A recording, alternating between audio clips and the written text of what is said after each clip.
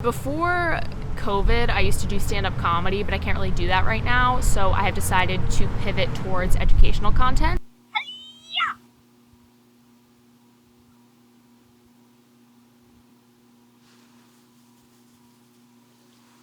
Now to give you some context, before COVID, I actually had an amazing job at a restaurant.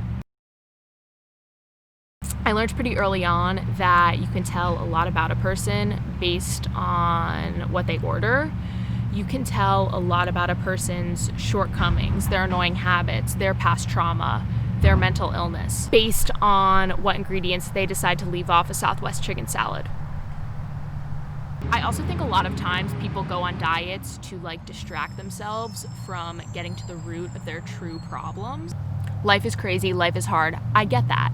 But doing keto is not the answer, okay? Going on a 10-day juice cleanse is not gonna change the fact that your mom never told you she was proud of you. Doing Whole30 is not gonna undo the fact that he cheated on you with your roommate. A couple caveats though, before I fully dive in to this, because I know talking about bodies is a sensitive topic. If you have an actual dietary disease like celiac or a steak sauce allergy or a vitamin WD-40 deficiency or something, what I'm about to say doesn't apply to you, okay? I was actually also born with a condition I can't control, uneven nipples. Okay, so I get it. I'm not trying to be holier than thou. Also, I believe that we as a society have reached a tipping point, a breaking point, if you will, in terms of our obsession with wellness. I think the fact that bone broth fudge,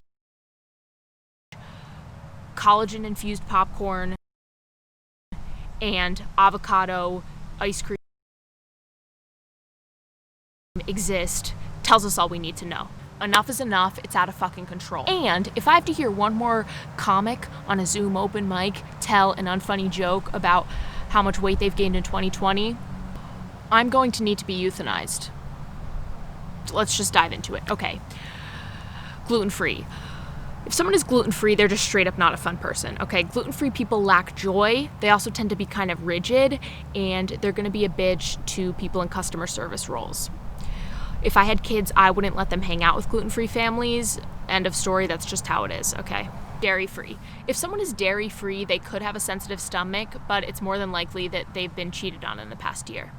Okay, vegans get so much hate, and they definitely deserve some of it, but not all of it. Vegans vary a lot in terms of what issues they have. Most of the time they're harmless, they just have learning disabilities. Oftentimes it's dyslexia. Not their fault. The one thing though that all vegans have in common is poor fashion sense. If someone is intermittent fasting, they are dissatisfied professionally. People who are doing keto have been through a lot. They usually went to prom alone at least 1 year. It takes one to know one. People who aren't doing sugar are in crisis. There's no other way to put it. Everything has sugar. I've also actually noticed a strong correlation between people giving up sugar and shortly thereafter filing for divorce. You say you're not doing sugar, I hear you're having marital problems. People who do paleo are bad in bed.